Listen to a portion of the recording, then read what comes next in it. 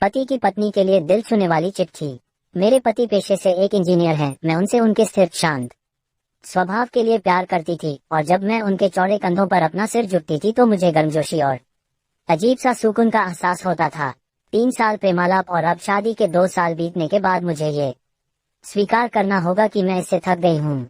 मेरे पहले उसे प्यार करने के जो भी कारण थे अब वही मेरी सारी बेचैनी के कारण बन गए हैं।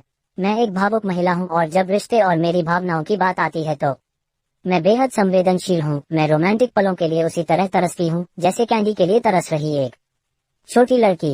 मेरे पति मेरे बिल्कुल विपरीत हैं। उनकी संवेदनशीलता की कमी और हमारी शादी में रोमांटिक पलों को लाने में उनकी असमर्थता ने मुझे प्यार के विषय में निराश कर दिया है।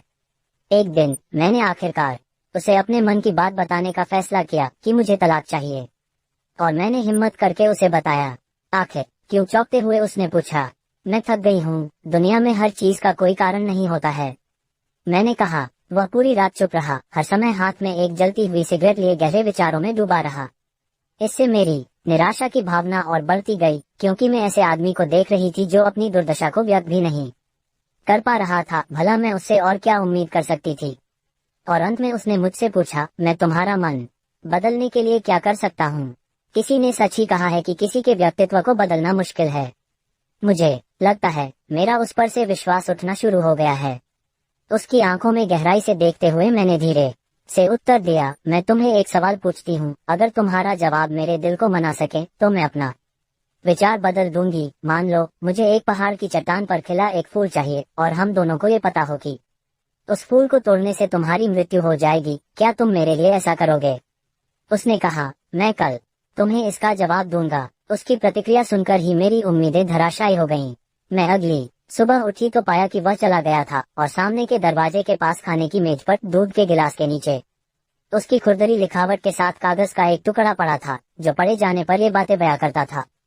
प्रिय, मैं तुम्हारे लिए वह फूल नहीं तोड़ूंगा, लेकिन अगर तुम चाहो तो मैं तुम्हें इसके पीछे का कारण जरूर बताना चाहूंगा। ये पहली पंक्ति पढ़ते हैं मेरे दिल के हजारों टुकड़े हो गए। फिर भी मैंने पढ़ना जारी रखा। जब तुम कंप्यूटर का इस्तेमाल करती हो तो तुम हमेशा सॉफ्टवेयर प्रोग्राम को गड़बड़ कर देती हो। अंत में तुम स्क्रीन के सामने बैठकर रोती हो। मुझे अपनी उंगलियों को जिंदा रखना पड़ेगा ताकि मैं प्रोग्राम को पुनर्स्थापित करके तुम्हारे कीमती आंसू बहने से रोक सकूं। तुम हमेशा घर की चाबियां गुमा देती हो, इसलिए मुझे दरवाजा खोलने के लिए अपने पैरों को जिंदा रखना पड़ेगा ताकि दरवाजा तोड़कर तुम्हें घर के अंदर ले जा सकूं। तुम यात्रा करना पसंद करती हो लेकिन हमेशा एक नई जगह में अपना रास्ता भूल जाती हो। मुझे तुम्हें रास्ता दिखाने के लिए अपनी आंखें जिंदा रखनी पड़ेगी। तुम्हें हमेशा ऐंठन होती है जब भी तुम्हारा पीरियड हर महीने आता है। मुझे अपनी हथेलियों को जिंदा रखना है ताकि मैं तुम्हारी पेट की ऐंठन को शांत कर सकूं। तुम्हें घर के अंदर रहना पसंद है और मुझे पता है कि तुम अंतर्मुखी व्यक्ति हो। तुम्हारी बोरियत को दूर करने के लिए मुझे तुम्हें चुटकुले और कहानियां सुनाने के लिए अपने मुंह को जिंदा रखना है। तुम हमेशा कंप्यूटर और टीवी देखती हो और इससे तुम्हारी आंखों का भविष्य अच्छा नहीं होगा। मुझे अपनी आंखों को बचाना होगा ताकि जब हम बूढ़े हो जाएं तो मैं तुम्हारी आंखें बन सकूं, तुम्हारे सिर से सफेद हो रहे बाल चुन सकूं, तुम्हारे नाखूनों को बिना तुम्हें चोट पहुंचाए काट सकूं। मैं भी समुद्र तट पर टहलते हुए तुम्हारा हाथ पकड़ना चाहता हूँ। जैसे तुम धूप और सुंदर रेत का आनंद लेती हो और खुशी से गाने गुनगुनाती हो, उसे मैं अपने कानों से सुनना चाहता हूँ, इसलिए मेरे कान जिंदा रहने चाहिए। जब तुम नहा के निकलती हो तो तुम्हारी भीनी भीनी खुशबू को महसूस करने के लिए मेरा नाक जीवित होना चाहिए। इसलिए मेरी प्रिय, जब तक मुझे यकीन नहीं होता कि कोई है जो तुमसे इससे अधिक प्यार करता है, मैं तब तक उस फूल को नहीं तोड़ूंगा। और जिस दिन ऐसा कोई आया जो तुमसे इससे अधिक प्यार करे, मैं खुशी उस फूल को तोड़ लूंगा। ये पते ही मेरे आंसू पत्र पर गिरे और उसकी लिखावट की स्याही धुंधली हो गई। मैंने उसे पढ़ना जारी रखा। अब जब तुमने मेरा उत्तर पूरा पढ़ लिया है, अगर तुम संतुष्ट हो, अगर मैंने तुम्हारे दिल को मना लिया हो तो कृपया सामने का दरवाजा खोलो क्योंकि मैं बाहर खड़ा हूँ। तुम्हारी पसंदीदा ब्रेड और ताज़ा दूध के साथ मैं जल्दी से दरवाजा खोलने के लिए दौड़ी और उसके चिंतित चेहरे को अपने हाथों में कसकर पकड़ा और चूम लिया और उसकी बाहों में समा गई।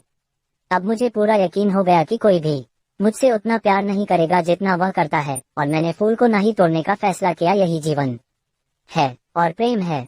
जब कोई प्यार से घिरा होता है तो उत्तेजना की भावना दूर हो जाती है और वह उस सच्चे प्यार को नजरअंदाज कर देता है जो शांति और नीरसता के बीच में होता है। प्यार सभी रूपों में प्रकट होता है, यहाँ तक कि बहुत छोटे और सूक्ष्म रूपों में भी। इसका कभी एक मॉडल नहीं रहा है। ये सबसे नीरस और उबाऊ रूप में भी हो सकता है। फूल और रोमांस प्यार का हिस्सा हो सकते हैं पर प्यार नहीं। आपको ये प्यार भरी पति पत्नी की कहानी कैसी लगी? इस छोटी सी कहानी ने आपके भी दिल को छुआ या नहीं? दोस्तों वीडियो अच्छी लगी हो तो लाइक सब्सक्राइब और ज़्यादा से ज़्यादा लोगों को शेयर करें।